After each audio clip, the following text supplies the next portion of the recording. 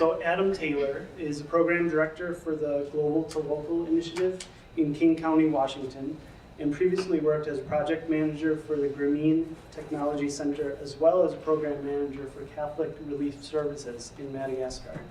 He has a master's in public administration from the University of Washington and a BA from UW-Madison in political science and French. So I'll let Adam tell us a lot more about his experience, but please join me in welcoming him today. Thank you. Thank you for the invitation to join me today. I'm sorry I can't be there, although it sounds like it was probably not a good day to fly in, given that I've been getting a lot of snow there. I should point out that I can't see your video right now, but I'm hoping you can see mine. It sounds like you've got a Skype workshop there. Potentially I could benefit from, so I'll have to look into that.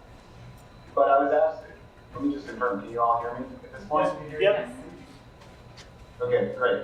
So just, again, I can't see you, so just interrupt me if somehow the connection goes bad and I'll slow down or start over, whatever's needed. So again, thanks a lot for the invitation. I haven't actually been back to Madison in about 10 years, so I'm long overdue for a visit.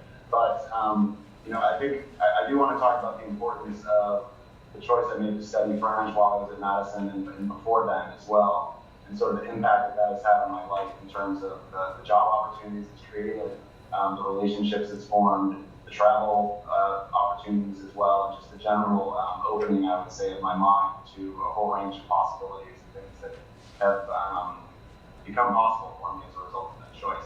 And the first thing I do want to talk about is the fact that I just barely ever even decided to study French. It was really a whim. In 7th grade, I think I recall my science teacher passing on a form, and you had to pick, French or Spanish as the language you wanted to choose. And my friend Patrick, who was sitting next to me, I really had no idea, no preference either way. And he was very kind to point out that French is the more attractive language to women. So he thought it would be a good idea to study French because in terms of meeting girls. So I think that was probably the main reason I chose French. I didn't know that eventually I would actually marry a French woman, so it was a pretty decent idea that Patrick gave me at that point. I went on in 7th, 8th grade, high school studying French in a sort of uninterested kind of way. I never really saw the benefit or the reason for doing so. And actually, I ran into a bit of a fiasco trying to go to Madison, where I found out that my AP credits wouldn't transfer. I don't know if that's still the case there, but I was pretty disappointed to learn that. But as it turned out, I was able to take one class of French while I was there, and I got 16 credits. I don't know if that system's still there. As a result, I graduated the whole semester early. So that was one of the first benefits that I had of studying French. The real breakthrough for me, though, came when I went and studied abroad. I went with a program that was sponsored in part by Madison and then also with the University of Michigan. I got to spend a year in the south of France in Aix-en-Provence. And for me, this was the real game changer. I mean, for the first time ever, I understood why I studied a language. It's not just so that you can conjugate verbs and memorize vocabulary, but it's to be able to experience different places, different cultures, meet all kinds of people that you otherwise would never get to meet, see places that are, again, really much more accessible if you can become part of that culture and really communicate with folks who live there. And that really set the course, I would say, for the rest of my life. The best friends I made in college were the ones I met when I was studying abroad. I'm a huge advocate for that opportunity. If there's anyone there who's kind of contemplating that, I would say absolutely don't pass up that chance. It's a real life-altering opportunity. And for me, even after I finished up there, I went back to Madison, graduated, eventually went back to France again just because I enjoyed it so much and spent a year just kind of bumming around in the south of France, riding my bicycle. And actually, as it turned out, at that point, I got a job working for a company that led bike tours all around France. And so for about 4 years, I worked half the year in California and half the year in France, where I took Americans cycling around the country, staying in castle hotels, drinking wonderful wines, visiting wonderful tourist sites, and generally just having a really great time. So for me, this was sort of a real eye-opener. Again, one of the great benefits. I became a real francophone That was actually where and when I met my wife. So again, and I should say, her family is from France. She lives in the United States, but through that, relationship, French is part of my everyday life. I've got 2 kids. We speak French with our kids, and my daughter, who's 4, is currently correcting my own French, which is really frustrating, but at the same time kind of thing. So, while I did spend all those years in France, I'd always been very attracted to international development and sort of the opportunities that might be there to go out and do work for underserved communities around the world. And I really intended to go to the Peace Corps, but then the opportunity to lead the bike trips came up, and that was just a little too good to pass up. So I passed on the Peace Corps, although many years later, I kind of came back to that idea and thought I do want to get back to that, and wound up applying to go back to graduate school out here in Seattle, Washington, where I now live. I studied international development, and again, because I think a lot of this goes back to having had that exposure to different cultures and sort of a different understanding of the different realities, the different parts of the world that different people face. And it just opened up my mind and pushed me in the direction of doing that sort of work. So when I went back to school, I actually had this funny idea that Spanish was going to serve me much better than French ever would in that sort of work. So I spent some time in Spain, spent some time in Guatemala, studying Spanish, and got pretty good. I actually, in graduate school, got to go do a little bit of work in Paraguay, a bit of work in Nicaragua, and I was working in Spanish, so I was feeling pretty good about myself in that regard.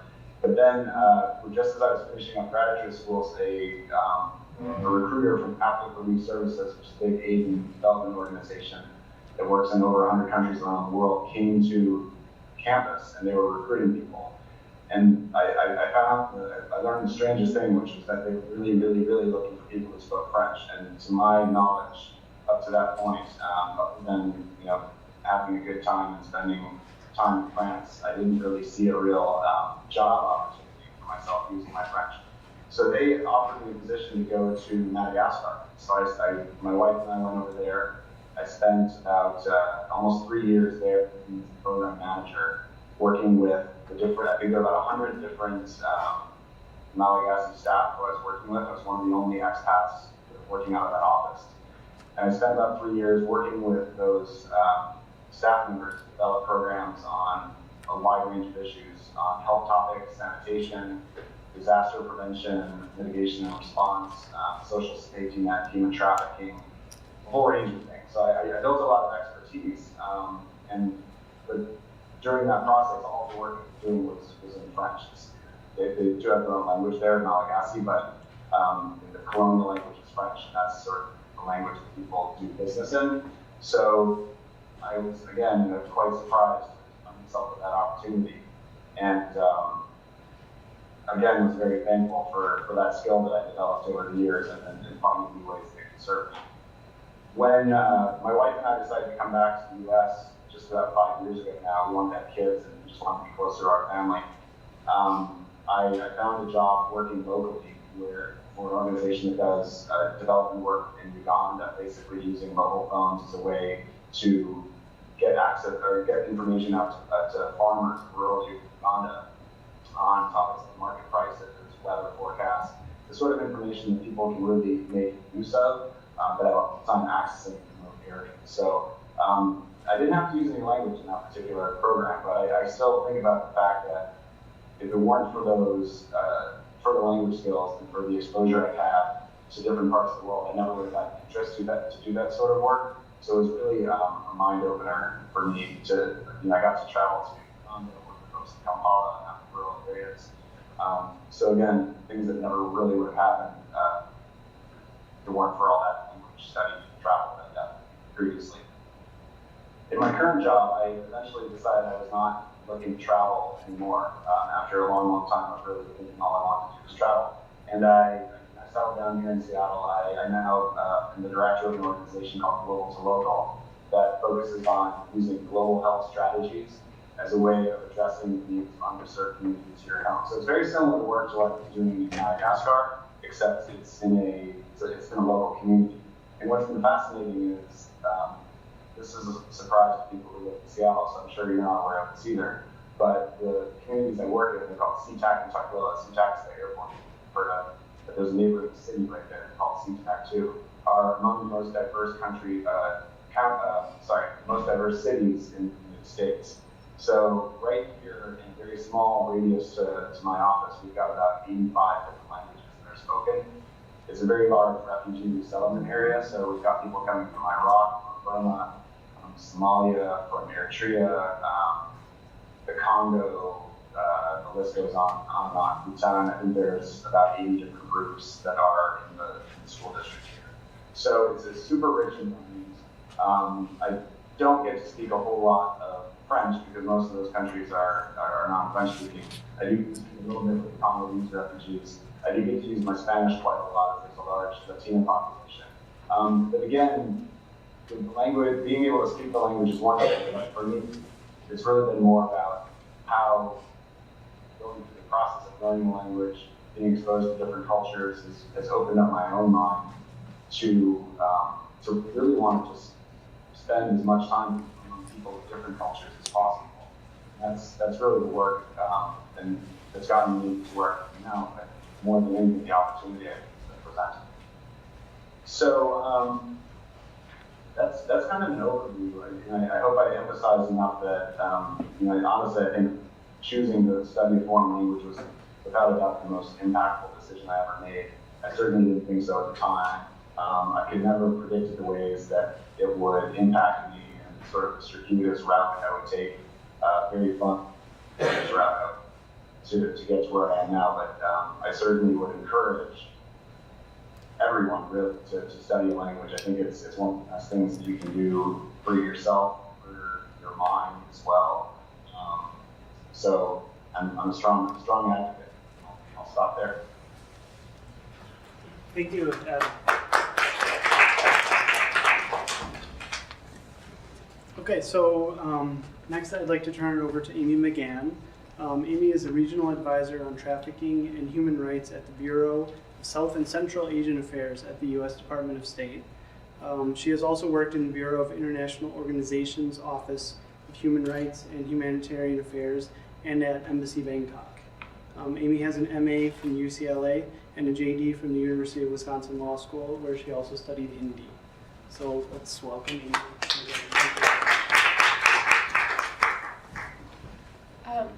So, unlike Adam, I'm not actually fluent in a language, so I'll discuss why I think studying a language, as I did in law school, was helpful to my career, and then I'll also give examples of how language comes up in my job, and I rely on translators, but it would obviously be beneficial if I actually also spoke those other languages. So when I went to law school, I knew that I wanted to end up with a career in human rights, working on human rights in India. And at the time that I started law school, I hadn't taken any Indian languages. So I wondered whether it would be useful to, during your first year of law school, you're almost definitely not going to take a language, so I knew that I only had 2 years to take a language, and I was trying to determine whether that would be useful given that I also would have to do my law school classes, and I decided to take Hindi, which is one of the main languages spoken in India. And while I didn't get to fluency level, I think that it was still very useful because, one, it signals to a future employer that you're interested in the region or the country, and you're willing to make the effort to learn at least a bit of the language of the people from that country. And in my work, when I go to South Asia, India, and when you are able to, even if you just have rudimentary language skills, when you're able to greet someone and say a few words in their local language, it makes a real difference in terms of their willingness to open up to you. They really appreciated, and that's particularly helpful, I think, if you're working in human rights, because sometimes you're speaking to people and you're trying to get information about a sensitive issue, so it helps to break down barriers and make them more open to speaking with you. And I think also studying a language is useful because you don't just learn the grammar, sentence structure, and so on. You're also learning about the culture.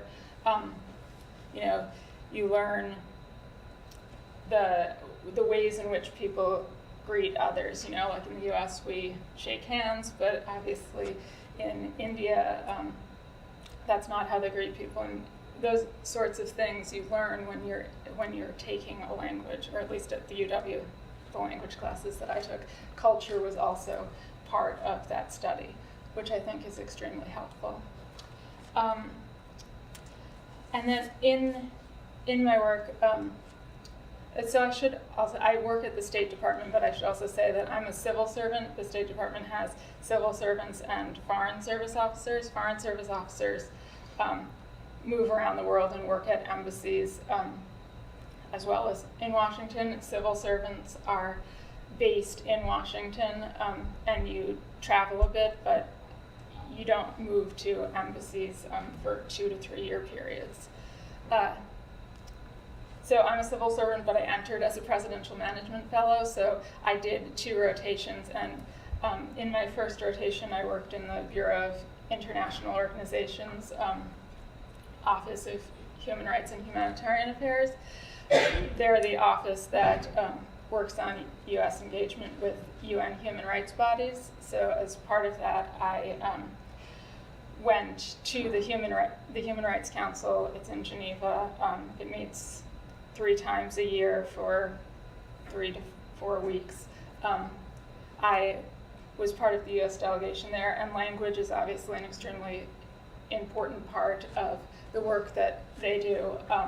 The UN has designated 6 languages: English, French, Spanish, Russian, Chinese, and Arabic. And so during a council session, there are panel discussions, reports are presented, there are discussions about human rights situations in particular countries, and this is done with government officials from around the world. So not everyone speaks the same language. You do have to speak one of the 6 UN languages, but then whenever someone is speaking, it's being translated into the other 5 languages. So translation is is really the only way that the UN is able to work. So it's extremely important to have people who are bilingual. That's one way in which such people could work. And then when I did my second rotation at Embassy Bangkok, so I was there for a couple months, and when I was there I was working on combating trafficking in persons and improving labor rights, and one issue that the Thais have is labor problems in their shrimp industry. So one thing that we did was went to shrimp peeling sheds to try to get a better idea of the situation. And the people who are working peeling the shrimp are not usually bilingual. In this case, they didn't speak English, so it was critical to have someone, one of my colleagues was bilingual in Thai and English, and so she was able to speak with the workers determine what the issues were, and then she was able to translate the questions that I had. Obviously, again, it would be helpful for me if I had also been able to speak Thai. Then, as part of my work in Washington, I travel sometimes. And recently I traveled to a country where the government official, in general, government officials are going to speak English or one of the UN languages if they don't speak English. In this case, they only spoke Russian. So again, I wasn't able to just speak with them directly. And in this case, usually the embassies have locally employed staff who are fluent, they're natives of that country, so they're fluent in that language, and then they're also fluent in English. But in this case, an outside translator had to be hired to do the translation, and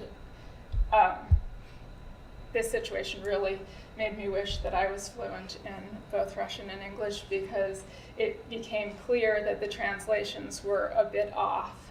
And so it would have been a lot better if I knew at least which mistakes I was making rather than having to rely on someone else to do the translations for me.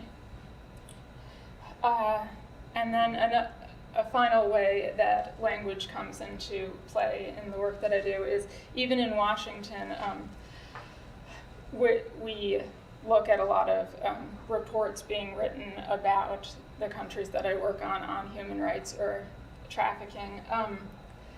And sometimes, and we also look at laws, and sometimes the laws are only in the native language. They're not translated into English. So that is another way that knowing multiple languages is important.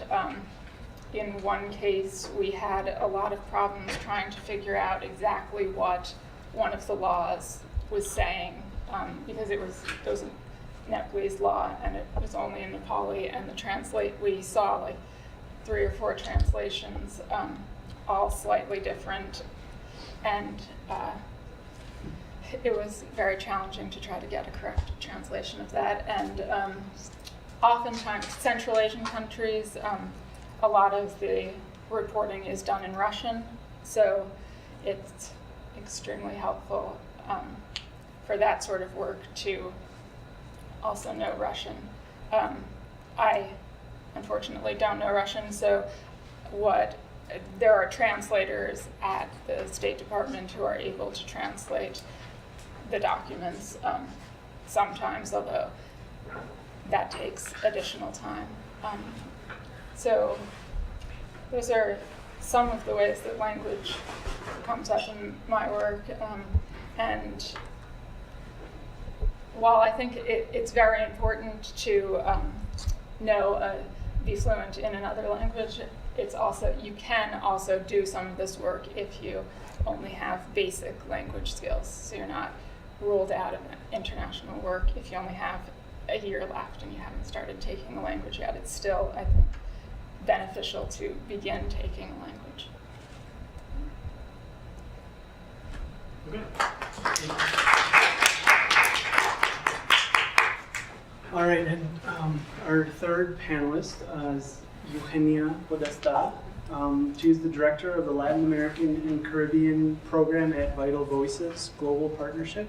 Prior to this, she worked in tourism development in Latin America, advising on sustainable tourism projects, and also managed public policy and literacy programs for the Hispanic Latino community with the United Way. Is that in Madison? Mm-hmm. Madison. She attended the University of Wisconsin-Madison, where she earned a BA in Spanish and Latin American, Caribbean, and Iberian Studies, an MA in Latin American Studies with a focus on sustainable development, and a Juris Doctorate. So please join me in welcoming. I'm going to actually try to not repeat some of what has already been said, because I think some of the things that both of the panelists have mentioned, I also share. I think the whole issue of making sure that the language that you're using within your given profession is actually being communicated in the right and authentic way is a huge challenge sometimes, and it has been for me in my work in particular.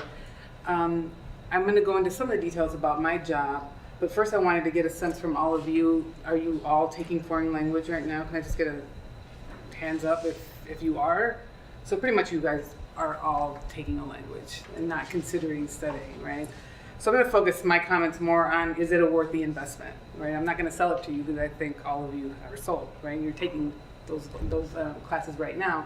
It's just a matter of thinking whether or not you're an undergrad or in grad school, how you want to or not further those skills, and what are some opportunities in order to do that so you can maximize that within your career. My particular experience is a little different. I am a native speaker. I was born in Peru, raised in the United States since I was 5, so I was not, I would say, authentically 100% native speaker right off the bat, because as happens to a lot of immigrants, I lost the language and then regained it later. For me, it was more of a personal choice. I felt that I couldn't connect with my family. I was around middle school age and started traveling back home to Peru and Argentina, where my family is, and started realizing I can't communicate with my cousins and I need to figure this out. And that really just sparked a whole other interest that I started further developing, not only on the communication level in terms of the language, right? I think, as has been mentioned already, it's more than just the language. It's a cultural understanding. It's an ability to relate and to connect to other people within a given culture. That really makes, not only human interactions, but in my case, at the professional level, a very rewarding opportunity. So, is it a worthy investment? For me, it is. I decided to not only take it on as a personal goal of mine, but I knew that professionally, one day, I didn't know what I wanted to do, but I knew I wanted to do something in Latin America, some job related to Latin America. Little by little, I started making decisions that led me on the path where I'm at today. I started with, obviously, the BA in languages, and then from there started teaching Spanish, and then from there discovered that I wanted to learn more about what it was like to live there, spent some more time abroad, came back, was like, now what do I want to do? Law school. That sounds like a great opportunity. And I really, had always been interested in the law. I didn't really know what I wanted to do. I thought it was immigration law, and for that, again, you also need Spanish, right? For the most part, it would help you, at least for me, because I wanted a particular focus on the Latino Hispanic population. So then, at the same time, I was like, well, I don't really just want to limit myself to law and practicing law in the United States. I would like to have an international focus. And it just so happened that the University of Wisconsin-Madison here, their law school, had a small program in Lima, Peru, which, until I had actually even applied for the program, nobody had gone in over 10 years. So it was a very, very small program, which meant what? I wasn't going with 20, 30, 40, 50, hundreds of other American students. So I didn't have that easy, opportunity to sort of escape and stick to what I knew. I was sort of forced into a law school in a very top-notch university in Lima, which was very competitive and a very different reality than I was used to. Right? Law school here in the United States was, at least here in Madison, the experience I had was very collaborative. You weren't expected to memorize codes. And then I was thrust into an environment where all the exams were oral and I had to memorize everything, which was quite interesting. But I learned a lot, right? I learned a lot about what it takes to practice law in Peru. That also opened the door to other opportunities and actually sparked my interest in development. And I decided, little by little, as becoming more exposed to some of the issues, in particular that women face in Latin America, that's what I wanted to do professionally. I wanted to work with women in development. I no longer felt like I wanted to work as a lawyer per se. I felt like I wanted to start creating opportunities that would not require legal representation, right? So how do we get to the point where we can actually create economic growth and opportunities that avoid some of the circumstances that lead people to needing, at least in criminal law, which was my initial interest along with immigration law. Like, let me get on the preventative side and see how I can work in creating opportunities. And that's really what landed me in my current career. I finished my law, and I actually did the law degree with the MA combined. It was a great opportunity because I was able to do both in about 4 years. And that opportunity in Peru was wonderful. I mean, I learned so much. I went initially thinking I was only going to go for a semester. I ended up staying for a year. I spent 2 semesters there, and then I went back for an internship, which is a whole other opportunity that needs to be explored, right? Because one thing is, understanding theoretically what things look like and what it means, but actually living the day-to-day, especially if you're trying to get into international development, it's key. Because how are you going to design or work to solve problems that you don't completely understand? So in order to understand, you actually have to try to live it and understand it in a different way, not just from the book perspective, which for me is fundamental in the job that I do because I'm a program designer. That's what I do. I run a program. It's Latin American and Caribbean, that's the focus. So we design programs, activities, interventions, even events that focus on empowering women. But basically, the way I like to phrase it is we work on strengthening leadership of women that are already in leadership positions internationally. My focus is obviously Latin America and the Caribbean. But we work with women in political leadership, those that are also in business leadership, and then we also work on certain areas within human rights, which is mainly to prevent violence against women. I have various colleagues. The way my organization is set up is we're a matrix organization, so we have regional experts and then we have issue area experts. And so we always come together to do and develop program design according to our both of our expertise, and it's really important to have that on the ground knowledge and expertise, and to have the ability to communicate with our stakeholders, our partners, and our beneficiaries, right? The women that we're trying to serve. Because who am I to decide what they need? I can't decide that. I can tell you the general idea of what I think is necessary, but for me, it's absolutely fundamental to take the time to actually talk to the women that we're trying to serve and really have an understanding of, okay, you're running a business and what are your issues here? What's happening? Why aren't you taking it to the next level? You want to grow your business? And if so, what's happening that you're not able to do that? And that's what helps me understand what the existing challenges are to help me then design a program that will help satisfy and address those needs. The translation thing has been an issue that I've dealt with a lot. We depend on translators and interpreters a lot because we do work with countries in the Caribbean, also Brazil, Spanish speaking, so you do still work with multiple languages, and a lot of times you need interpreters for that reason. And I catch it all the time. I don't have the time to translate, and sometimes I try to prove all the documents that we do, but the mistakes are there. There's certain things that can never be conveyed the same way unless you're doing it because it's your work. It's your work product, right? So only you know what you're trying to achieve. And so you're the best person to communicate that. And that's why it's an imperfect science, the whole language interpretation. So that's always a challenge, and it takes a lot of effort. It saves a lot of time for me, knowing the language, because I can go in there and interact on my own. I don't need an interpreter. I go in there and I can, have the greeting and have the conversation and connect at a level that's very, very different. And it allows me to gain that trust that will allow me to also build partnerships and to develop work in a very different way. It's not top-down approach. I'm coming here to give you solutions of what you need to do. It's more, okay, let's work together, let's figure this out, and I want you as part of this so we can figure out how to make sure that it's something that is sustainable and doesn't just end here, and we hope to establish a partnership that will last for many years.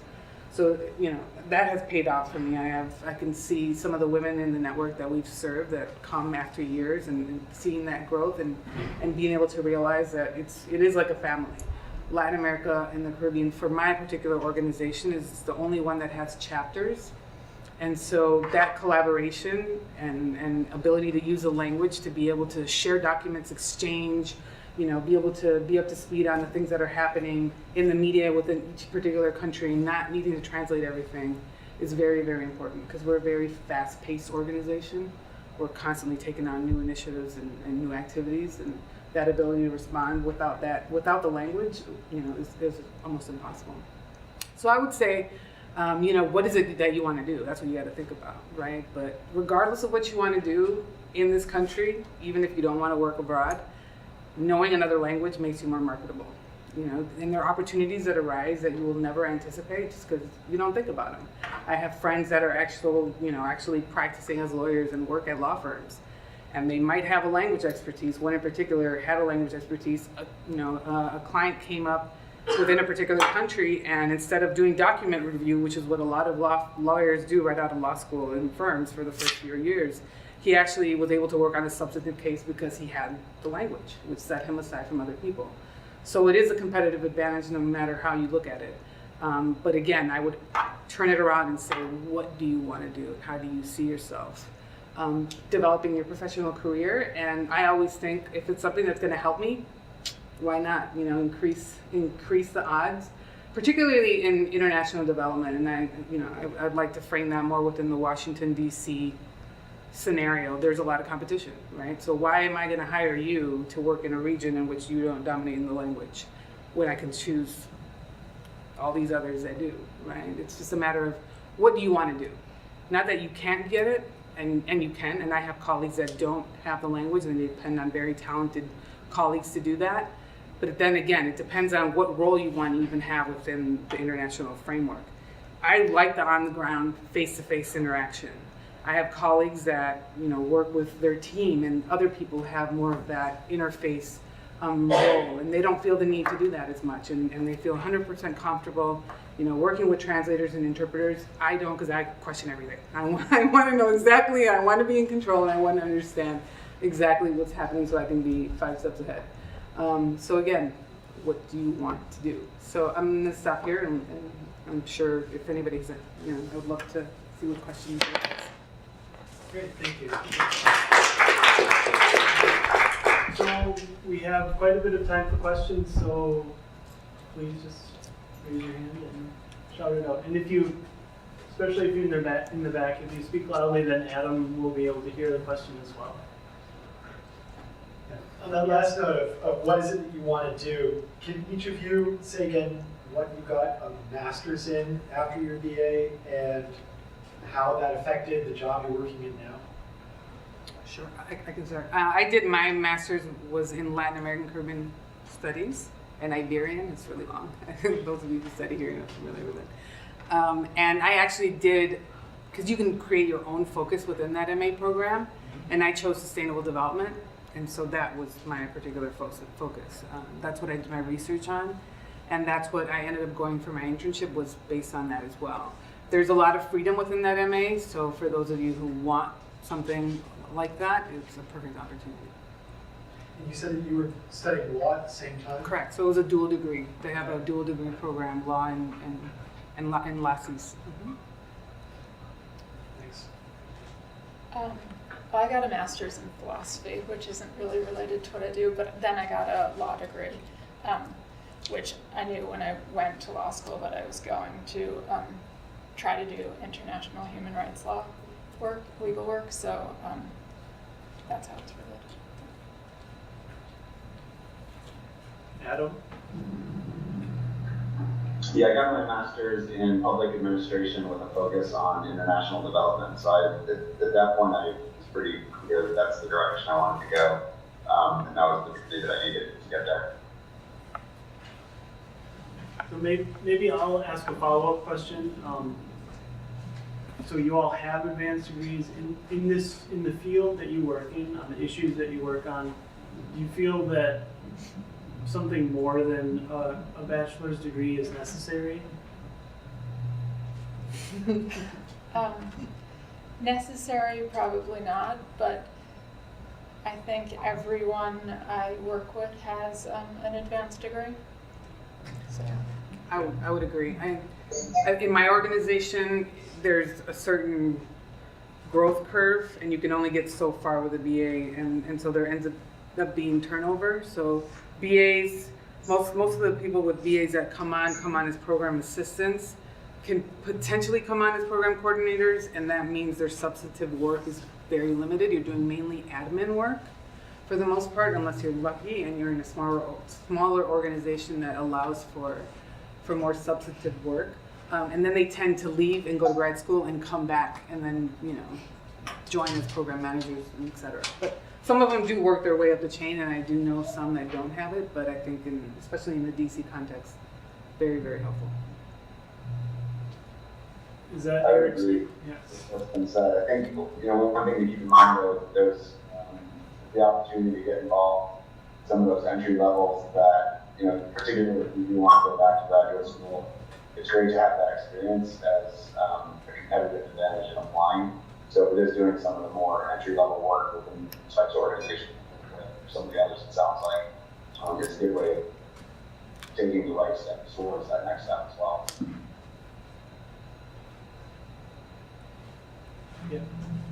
Barring getting a degree, what are some steps that we could take to make ourselves more marketable kind of in the meantime? How do you get those entry-level positions with just a BA? Become fluent in a language. For me, honestly, I would say networking. You have to put yourself out there. I think a lot of times opportunities can be scarce, and especially in very competitive environments. And having the right connections of people that trust in your abilities, and that can be professors, that can be advisors, that can be, I'm not saying networking on the personal level, like my dad's friend helps me, not to say that it doesn't help, because it very much can, and take advantage of it if you have it. But networking is key, and only you can do that. And I think that is something that you should start developing now and continue on, because you never know how that will help you in the long run. So I think networking is huge. And if not, if you don't have contacts, I went to DC knowing no one, so I had to pretty much knock on doors. That's how I got the opportunity. I knocked on doors. I started as an unpaid intern pretty much, because I took on programs, but they didn't have the money to pay me, and so I just convinced them that I can do this. But that was being persistent, knocking on doors, and I'm sure you can do the same. Just figure out what is it you want to do. Get in there. Adam, do you have anything to add? No, I get a lot of students who just email me who have heard about Global to Local and the work that we do, and especially I think in a small organization like mine, students can be a really great asset and a resource. I get lots of people volunteering to assist with different programs. Sometimes they're school-related projects that they're jumping in and doing a bit of work that can benefit the organization, but at the same time helping them get to where they need to be in school. So I think getting that experience, I've actually hired a couple of people who have come that way as well. So it kind of goes back to what Eugenia was saying about networking. It's one way of doing it is put yourself out there, find groups, organizations that are doing some of the things that you're interested in, and just see how you can get involved. That's put yourself out there and ask what you can do.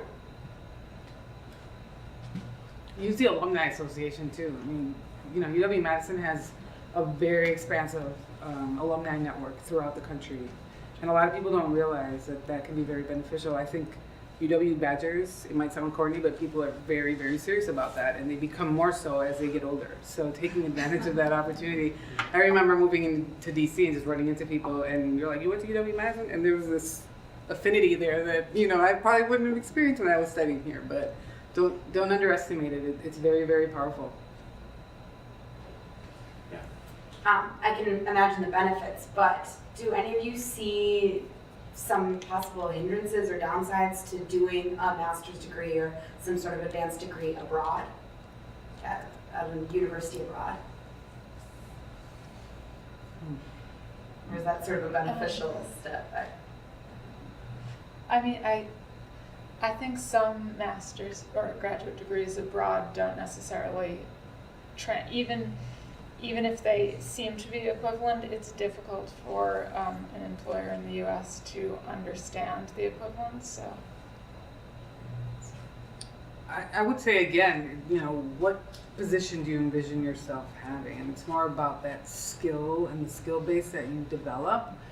If that program is going to allow for you in 10 years or whatever your path may look like to be a more valuable resource here, then and maybe it's going to bring you a lot of value. I think you just really have to think about, I can't say, that I can, other than the ones that for sure aren't, equivalent, I'm not saying that it would hinder you, but again, like how many people study masters? She studied philosophy and she's a lawyer now, right? So it's not to say that it's going to limit you within that framework. I think you just have to think outside the box.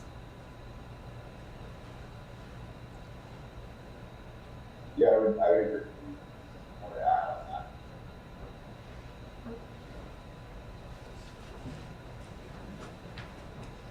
I guess I have two questions. For both of you, if you had some experience in the field before you got your law degrees, how do you feel that degree helped you do your work better? What do you think it added? And then for you, Adam, how do you feel that your public administration and international development contributed to your work and allowed you to, do the things more that you wanted to do, or how do you think it added to your skill set and your knowledge base? I'll need that repeated for me when the time comes. Sure. So the question for all three was about how your advanced degrees, either in law or public administration, how that helped your career and how that advanced you, along your career path. I mean, I hadn't worked before I went to law school, so I can't see the difference between working prior to going to law school and after, but I think having a law degree helps if you're doing international human rights work, because a lot of the standards are set by international law, and also in my work I look a lot at foreign domestic laws, so having a law degree helps with that. I would say, the analytical and logical reasoning that you have an opportunity to apply in law school is very valuable. I wouldn't say that you need 3 years to learn that. So if you don't want to be a lawyer, that's not necessarily the route to go. I ended up choosing not to be a lawyer, but going in, I thought I wanted to be. But at the same time, I think it provided many wonderful opportunities to get exposed to other things. And again, the study abroad program was while I was in law school. Had I not gone to law school, I wouldn't have done that program, and I wouldn't have found out that international development work in the women's space is what I wanted to do. So I think they're all building blocks to leading to opportunities. I think at any given time, you have to make the decision based on what you think is going to bring you valuable experiences and opportunities. So I went back and got my master's specifically because I was looking for work in the different international development field that I was interested in, and just realized I wasn't going to find what I was hoping for unless I got a degree. So it was just an unfortunate reality. But having said that, the skills that I learned in my master's in public administration program are the skills that I use every day. So it's program development, evaluation, budgeting, finance, stakeholder analysis, all of these things that you learn in that particular degree are things that are served me very well.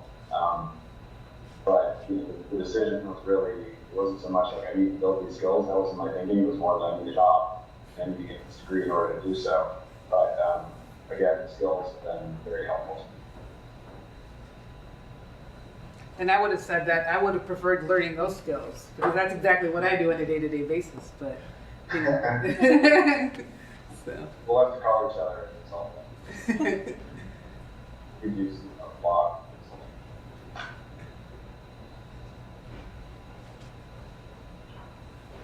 More questions? Yeah, go on. So you guys talked, you had mentioned a little bit about going through DC to find international work.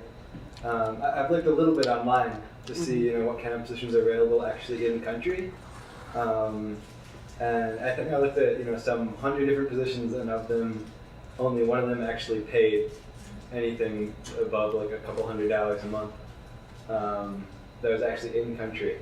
And even the ones that weren't paid a lot of them expected, 5 years of experience. So that, is it possible to get a maybe not well-paying, but at least a sustainable paying job outside of DC?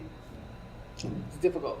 I'm not gonna lie, it's very, very difficult. The experience and the knowledge that I know of everyone that has tried, it's just very hard. It's very hard to get a good paying job or even a paying job. It's about luck. Again, I think there you have to go through the right channels, and if you have access opportunities, I think in the education field and teaching is one of the biggest opportunities that are there.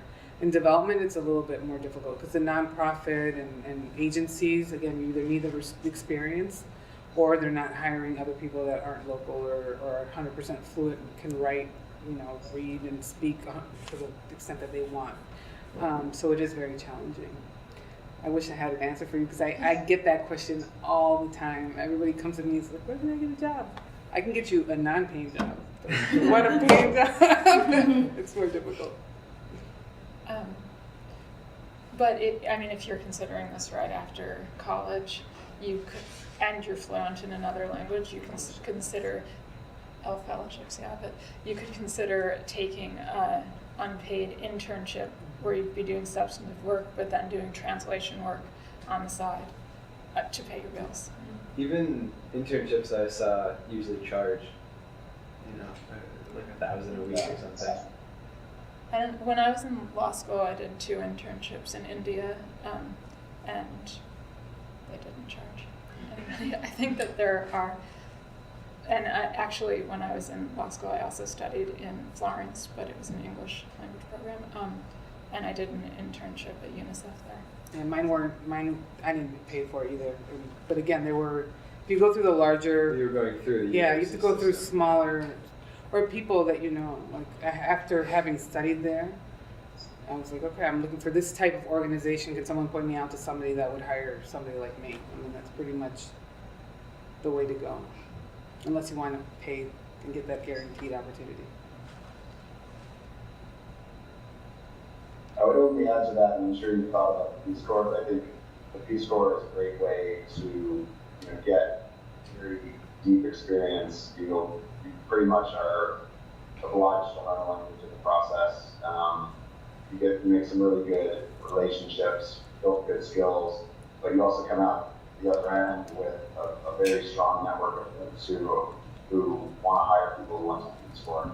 So that's I think it's a strategic move, but also rich opportunity for learning as well. So that's, they pay a little bit. They want 2.5 years though. So that's a question as to what sort of time you're willing to commit. Can I add just one as a point of information? There is, before you finish your BA, there is an opportunity for those of you who wants to work on international issues, which is the DC semester.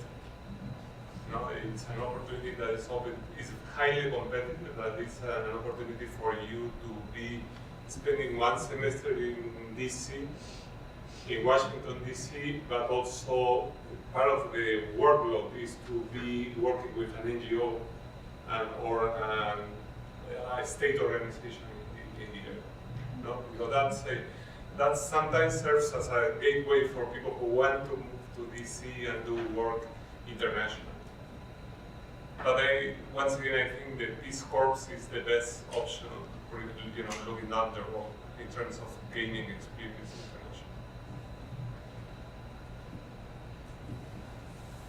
internationally. Do any of the 3 of you have a good story, a good anecdote about how language, in the field, how language, knowing a lot or even just a little of a language led to that, light bulb moment or that, breakthrough in communication or some great moment? Any good stories to share? That's a good question. I think I've had a lot of those, I'm sure. When I was in Madagascar, I did study Malagasy, which I have not used since I left at all. But nonetheless, I can't remember. I'm sorry because I can't see the video here, so I don't know who's talking at any given time. But somebody mentioned that knowing just a few, I think it was Amy, knowing a few words here and there can go a really long way in terms of opening doors and building trust and creating opportunities. And I worked on some food relief projects in the South of Madagascar when there were droughts, and some parts of the country where people have never seen a white person before, and children literally broke screaming. But when I opened my mouth to say a few phrases in Malagasy, their jaws would drop wide open. They would just sort of gravitate towards me as this sort of freak who spoke about English, and it led to lots of wonderful interactions. And made the opportunity much richer for me, and also just more effective in terms of the work I can do. I guess for me, one anecdote is So we tend to work with a very diverse network of women leaders, right? So you're working with women that are way up at the grassroots, very high-level businesswomen that lead corporations, some of them that are in political leadership and can be in very divisive realities in their countries. In particular, Argentina is one where it's pretty hostile if you're in politics, for instance, right now. Mexico as well, and also very dangerous as a woman, right? And a lot of times we'll bring them to the United States for different opportunities. And there was a particular issue with one of the women that came from Mexico because she felt like nobody was understanding the points that she was conveying, that people were not being respectful of some of the limitations of the things that she could or could not say, right? And this was in DC, so she felt very, very torn because she was invited by our organization, but at the same time felt like she didn't want to participate any further because people were not respectful and taking into account the fact that her life was on the line, that if she were to say certain things or she were associated with certain lines of thought, that when she went home, it would be very, very difficult for her. The only way we were able to talk her down was a conversation in Spanish to calm her down. Like, we actually needed to have that. Going through interpreters or having, and she didn't understand English, so that wasn't even an option. But she didn't want to have anything to do with interpreters.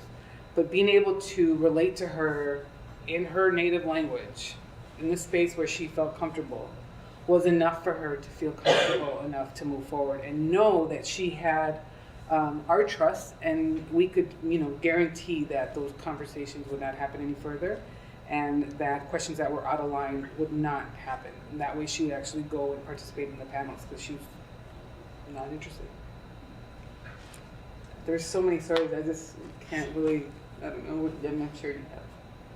Yeah, I mean, similar to stories like that. When I was in law school, I interned for a legal human rights NGO in India, and we went to a village to look into the National Rural Employment Guarantee Act to see if people were actually getting paid for the work that they were doing. And when we went, I'm sure they've seen a white person before, maybe not, but they were just like, once I said to them, hello, how are you, in Hindi, it was like they lit up and it seemed like they were excited that I had, made a little bit of an effort.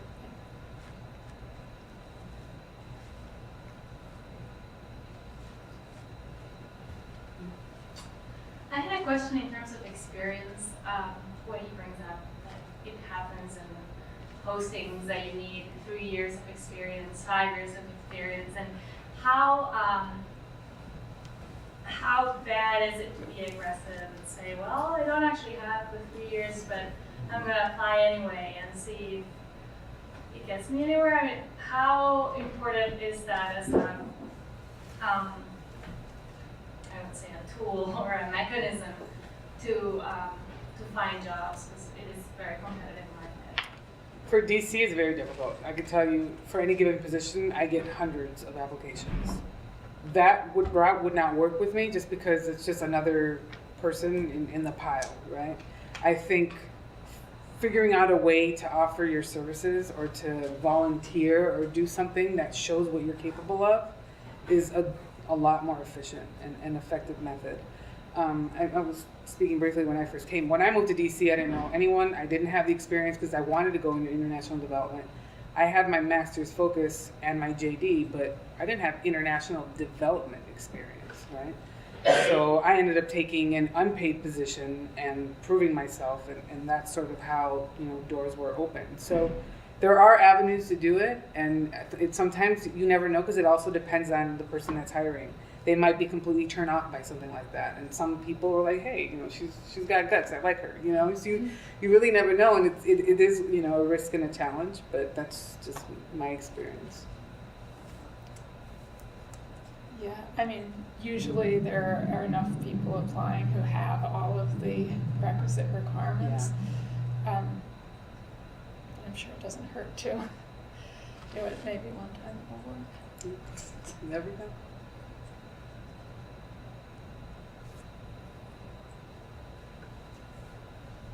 Adam, He do you knows have that. anything, do you have anything to add? I don't know if he can hear.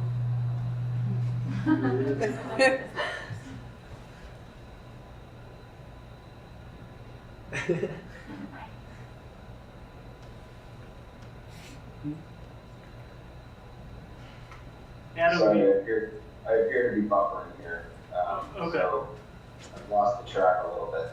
I thought what Eugenia said about trying to volunteer a bit, demonstrate your commitments in ways that are potential. You can prove yourself. I think that's a great approach. I don't have a lot more to say about that. You guys talked about just going and knocking on doors. I've heard that that's also one of the more effective ways to get those jobs abroad. Do you guys have any experience with that? If you want to work in Buenos Aires, just go to Buenos Aires and start knocking on the doors there.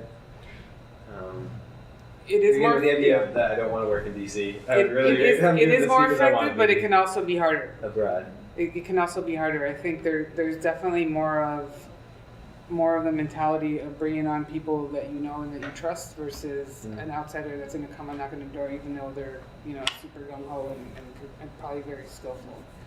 There's more reservations around that, I would say. I mean, for unpaid internship, I can give you an example. When I was studying in Florence, UNICEF has their research center there, and they didn't have any postings for an internship, but I was there, so I sent them emails, and then they responded. And I'm sure if I had been in Wisconsin sending them emails, they would have just ignored me, because they would have wondered, like, when could I come, when would I be available, but I was just there.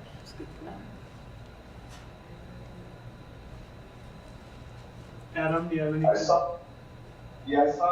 definitely saw people in Madagascar who, just as an example, who were hired because they were there. They didn't need to be flown over. There's a big differential in what you would be paid if you're hired locally versus being brought in as an expat, which is a discussion in and of itself. But I think it also depends sort of on what sort of an organization you want to work for. I would imagine some of the larger international agencies, it would be a harder task, but I knew people who volunteered for orphanages, for example, in Madagascar, and then worked there for a while, and that shows up on your resume as well, too. You're doing some of the work that's connected with a lot of the work that these large organizations do, so that can feed into some of that experience that you need to then get that interview or get that job. So, if you think creatively about what type of group or organization you might work with, I think it'd be an effective approach. And again, I mean, there are U.S. organizations and institutions that are there, but they're also Canadian, and they're also some of the European, and so you make sure to look into that broader network of opportunities. Don't limit yourself to just U.S. based, because that can be very limiting in certain countries. Are there any cities outside of DC that have a reputation for hosting a number of international development things? I think New York? Hague or London. I would say New York City and D.C. are the biggest in the U.S. in terms of centers for international development. Right, I'm saying non-U.S. Oh, not in the U.S. Where? Geneva. Panama, interestingly, you wouldn't think it is, but it's become the hub for Latin America, for instance. Panama the UN, City. Panama City. The UN has moved their regional headquarters there. A lot of multinational corporations, international institutions have moved their headquarters there for whatever reason in the past, I would say 5 years. That's a recent development. So that would definitely be.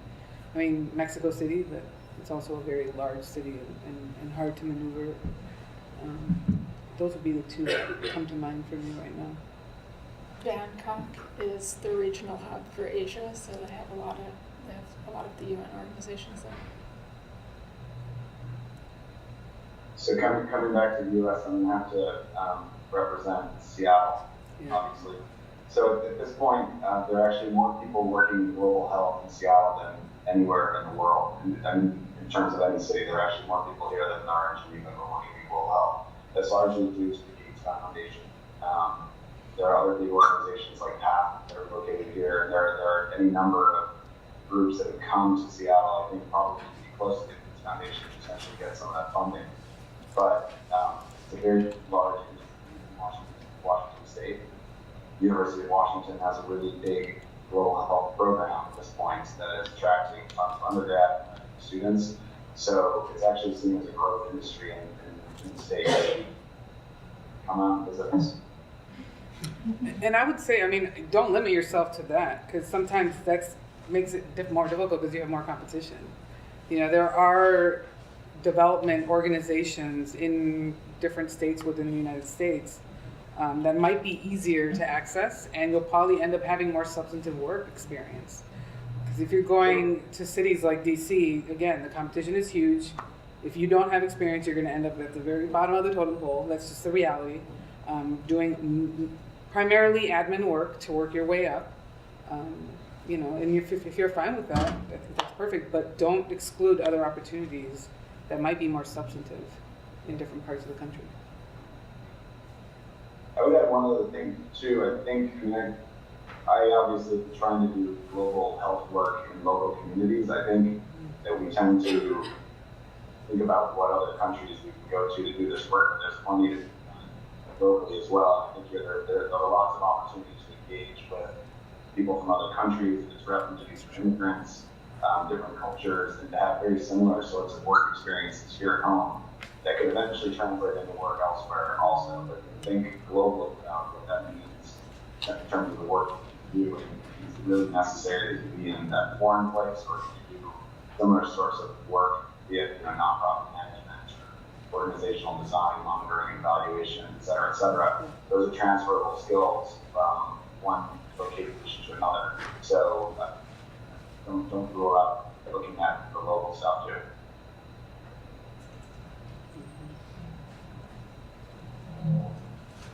Any other questions? Yeah. Do you think it's a bad idea to start learning a new language if I'm not fluent in the ones that I'm already learning? Like, would it look better to an employer that I'm fluent completely in one language, or that I'm like intermediate in 4 languages? It's a tough one. Again, I think a lot has to do with a particular job and what your roles and responsibilities would be. I think for me, I definitely would prefer someone with more advanced skills than a lot of basic or primary skills, just because of the function of the position itself. I need people who can write and read and speak without me having to verify that what they're saying and what they're writing is right. So it depends on what your particular professional goals are. I think it also depends on the language and the area of the world you want to work in, because I think that working on South America, you have to be fluent in Spanish, because there are enough people who are fluent in Spanish that that's just going to be a requirement. Whereas other parts of the world, like there aren't that many people who are bilingual, let's say, but you couldn't know all of the. One person isn't going to know all of the languages that they speak in India, so it might be a little less important. Sorry, I couldn't actually really hear the question. So. Sure. The question was, do you think it's better to have a deeper knowledge, a more advanced knowledge of one language, or to have a more basic or intermediate knowledge of several languages? I think I would say a deeper knowledge probably of one. I don't know if that's true. It's served me well to know a bit of a few languages as well, but knowing just a little bit is going to limit how deeply you can do the work. So I think speaking fluently allows you to really dive in, become expert, for example, in a certain place, and so that'd be my inclination.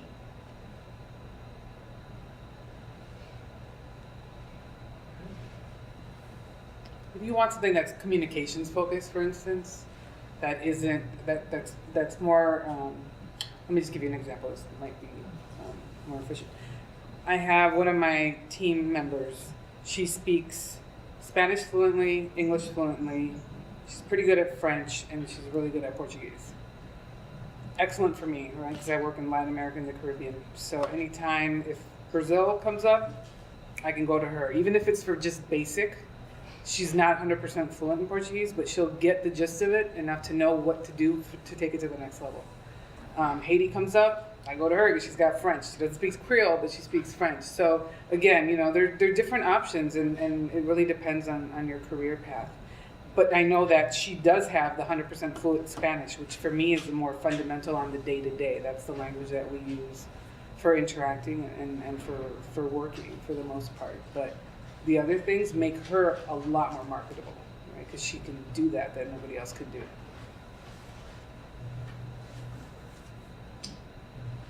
Would you guys mind describing a little bit of kind of what is your day-to-day workload or responsibilities like? For example, like if you went to the office like this week, what kind of things would you be working on that day? Sure. The question was, what does your day-to-day work look like? Well, for me, should I go ahead? Sure. I work for a very young organization. It's a startup that's been around for about 3 years, so we're still very much in that startup. So my days are very different from one to the next, but it's all coming up with programs, ideas, doing needs assessments, meeting a lot of stakeholders, understand its perspective, and build partnerships. I do a fair amount of fundraising. I present on global to local to a range of audiences to try to get interest and support. I do a lot of administrative work. I do budgeting. I do accounting. Again, it's a small organization. I like it because I get to do a little bit of everything, but it's a little bit all over the place too, which is fun. I research the human rights, or currently now trafficking is taking up a lot of my life. Research the trafficking situations in countries, meet with NGOs to see what they are working on. And there's a lot of, because I work for the State Department, clearing of paper, because everyone has to agree on what is going to be said by people, and then drafting memos and talking points. So for me, I would say, so in my organization, I'm a program director, so that means I oversee everything that happens in my particular region. So that's a combination of things. I do a lot of what Adam does, so a lot of it is partnership development. So you're trying to bring in new partners and new funders, ideally, for programs. So part of that is connecting on the specific issue or region that we're working in, but also starting to discuss ideas for collaboration. So really getting at what does it do that you do, what do I do, and how can we potentially work together? So that's a big component of it. So you do a lot of calls, a lot of outreach, you respond to a lot of inquiries about what work you do and figuring out ways that you can find synergies. There's a lot of that. I do a lot of fundraising and proposal writing. I write a lot of proposals. I would say every week I'm writing on one version or another of at least 3 to 4 different proposals that are going out to funders. We as an organization have, we receive our funding from private and public, and international institutions as well, but a lot of it is corporate, and then a lot of it's State Department or government funded, so they're very different paths. Obviously the government proposals are very, very expansive and require a lot of work. So that's definitely a skill. If you want to go into international development, that proposal writing is one of those things that you have to learn. Again, the program design from concept to implementation, understanding what the needs are that you're trying to address, what's the best strategy to do that. That includes needs assessments to really figure out the people that you're targeting, that the design of your program is going to meet those existing needs. I manage a team, so we have to make sure that the work stream is aligned, that everybody knows what their roles are, and that a work plan is on schedule and is continuing to be developed so that everyone is functioning as they need to in a fast-paced environment. Financial oversight, I have to be in charge of making sure that the money that I have and the budget that I forecasted is being spent on time and the way that I had, anticipated based on the yearly planning that we carry out. And then measuring impact of our program is also significant. You have to, when you do the design element of the program, you have to understand what it is that you're trying to achieve, right? So with that, you have to develop a plan of measuring the impact of that program, so you can determine whether or not you were successful, and to really understand the impact that you had. So I'm in charge of doing that as well. A lot of it is in the analysis of that, but it's also thinking through, okay, according to this design, if this is the goal, this is what we're trying to achieve, does that design reflect that? So a lot of it is analytical and logical thinking, which, again, that's when law school really helped me out, because I can apply a lot of what I learned to that.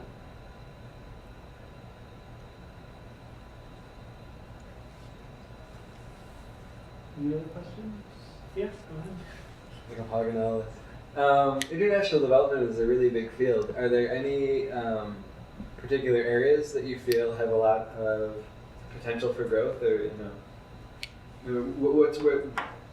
obviously you can follow your heart, but also it's nice to think that there might be a job in the same area.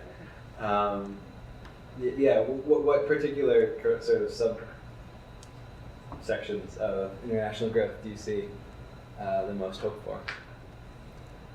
Well, I can say for my organization, we work in political leadership, human rights, and economic empowerment. So it's really business growth.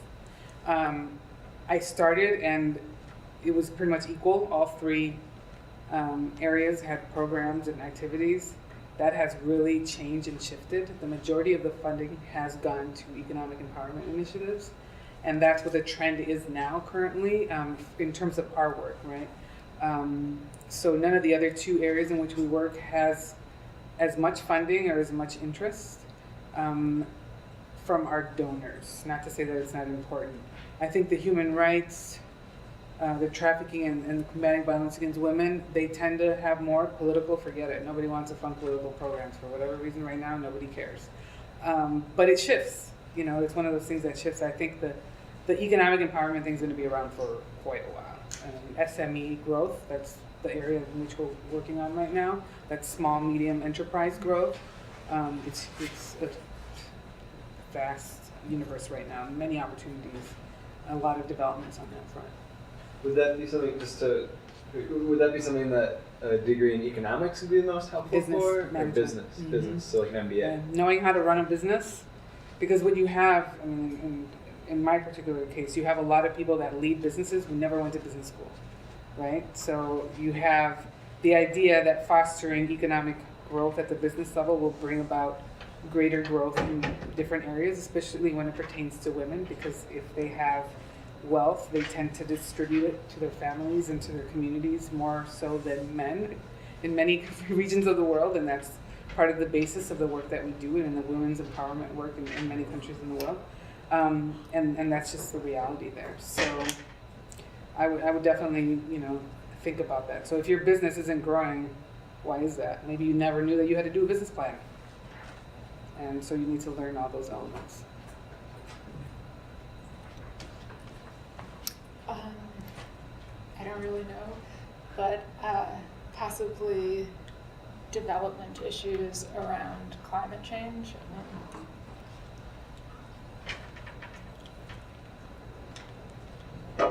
Health is huge. I'm sure Adam will talk Adam, about that, but health. do you have anything to add? Yeah, I would agree with what Eugenia was saying about small business development. That seems to be the direction that a lot of things are going. I also agree with the statement that things change and shift. When I was working with Catholic Community Services, a lot of our funding came from the U.S. government and from the World Food Organization or whoever it might be, and they took, for better or for worse, often set the agenda in terms of what are the areas of focus. And at least for myself, I was a generalist when I was working there, so you just kind of go along. What it is, there's a certain benefit, I would say, to being a generalist, is that you can move from one subject area to another. So that's another way to approach it, not knowing necessarily what the future holds. And that's why the technical is so important, and actually what you do and not your specific topic focus. As I think Adam had mentioned that earlier, like knowing the different elements of international development, right? You need to learn how to design a program, how to measure the impact of a program, how to do the financial management of a program. Those are all things that are transferable. So maybe today it's education and tomorrow it's going to be food security. That allows you that flexibility, so you're not also cornered into working only on that issue, because it might go out of style. That's how international development works. Are there any subjects that you would avoid, or kind of areas where you feel there's really not a good outlook? Again, the political, but it's coming back in sometimes, and then it goes away again. It's really hard. I mean, I can tell you that right now, the small, medium business growth is huge. I don't know that I would say there's any particular area to stay away from. Health, there's a lot of opportunities in health still as well. I mean, you can look, if you look on, there's a few sites, but there's one that's called DevX. It gives you an idea of a lot of the job opportunities in development, and it'll give you a sense of some of the things that are happening, the countries that are happening, some of the experience that is expected within those roles, and the countries that are hiring. Because that's the other thing that changes. It's not only the issues that you're working on, it's what countries, right? There's funding, all of a sudden everything goes to Haiti and everyone's there, and now it's like, that's a failure. All right, let's run out of there and let's go over, that's just how it goes.